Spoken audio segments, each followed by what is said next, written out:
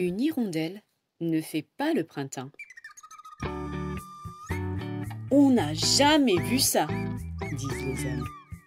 On n'a jamais vu ça, s'écrient les hirondelles.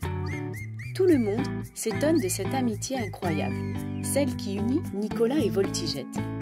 Nicolas est un garçon et Voltigette une hirondelle. Normalement, les oiseaux et les hommes vivent dans des univers séparés, le ciel pour les premiers, la terre pour les seconds. Mais Nicolas et Voltigette passent depuis toujours leur journée ensemble. Ils ont inventé plein de jeux. Ainsi, Voltigette tient le bout d'une ficelle dans son bec, Nicolas l'autre dans ses mains. Le garçon fait semblant de manier à la perfection un cerf-volant en forme d'oiseau, qui, dans les airs, réussit les voltiges les plus étonnantes. Autre plaisanterie, Voltigette, immobile, se cache dans les cheveux de Nicolas, puis, pendant que celui-ci parle avec quelqu'un, elle en jaillit d'un coup en gazouillant. Mais la plupart du temps, il court à travers les champs. Enfin, Nicolas court, Voltigette, elle, vole. En réalité, Voltigette et Nicolas ont de nombreux points communs. Voltigette, ordonnent ses parents. Tu mangeras ce soir, quand les moustiques se lèveront et que nous les attraperons facilement. Rien à faire. Voltigette cherche quelque chose à grignoter dès l'aube pour filer rejoindre son ami. Nicolas, prends le temps de t'habiller avant de sortir, s'exclament ses parents. Rien à faire. Nicolas, désireux de retrouver Voltigette dès son réveil, déboule dans le jardin avec son polo de travers, une seule chaussette ou carrément le pantalon enfilé à l'envers. Hélas, chaque automne, ils sont contraints de se quitter, car les hirondelles migrent. Incapables de supporter les températures froides, elles fuient la France et volent jusqu'à la chaude Afrique.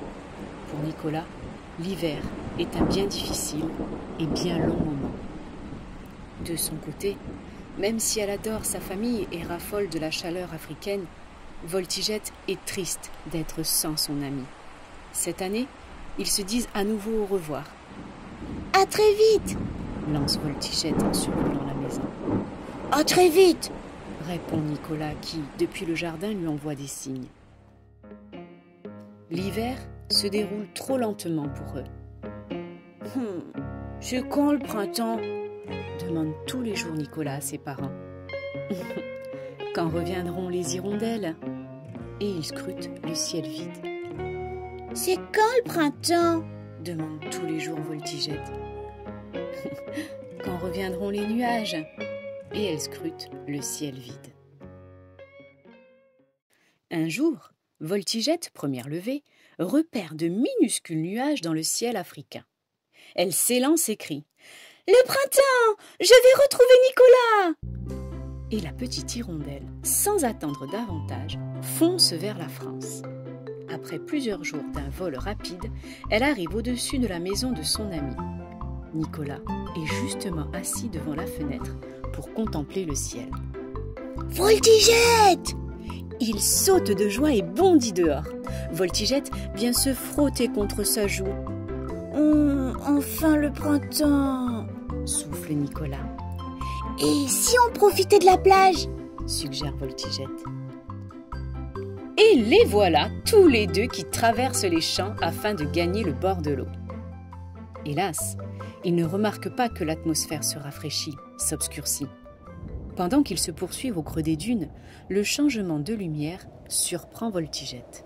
« Le ciel se couvre !»« Au printemps, il pleut toujours un peu.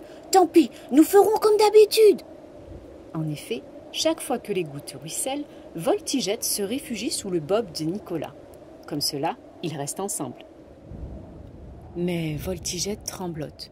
« Curieux, je ne me sens pas bien.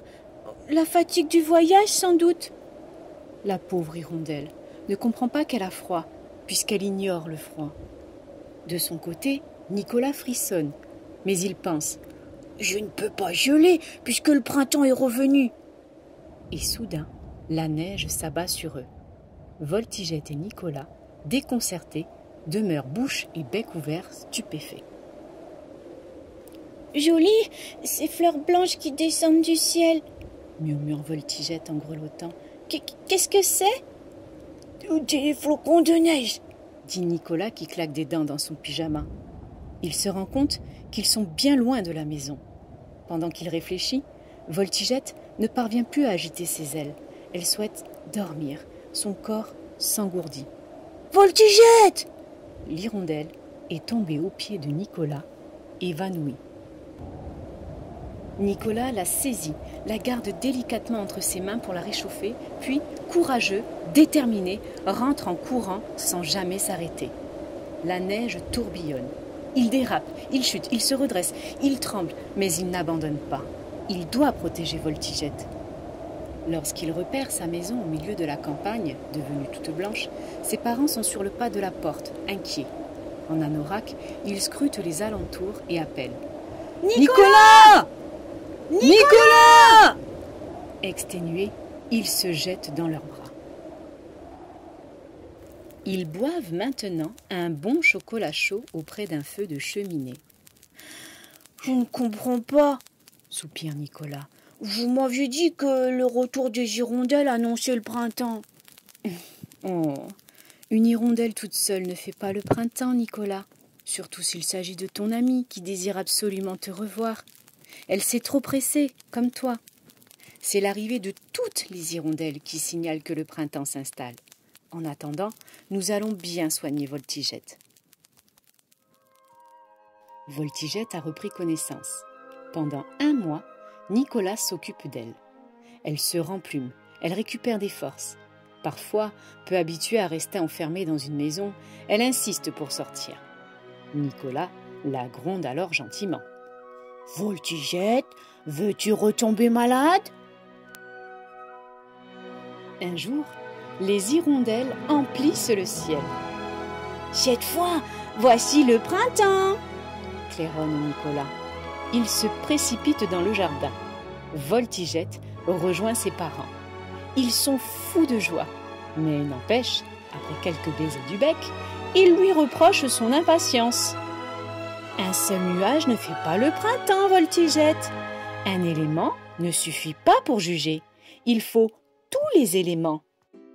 Lorsque Voltigette se repose sur l'épaule de Nicolas, un peu désolé, il la caresse et lui glisse à l'oreille.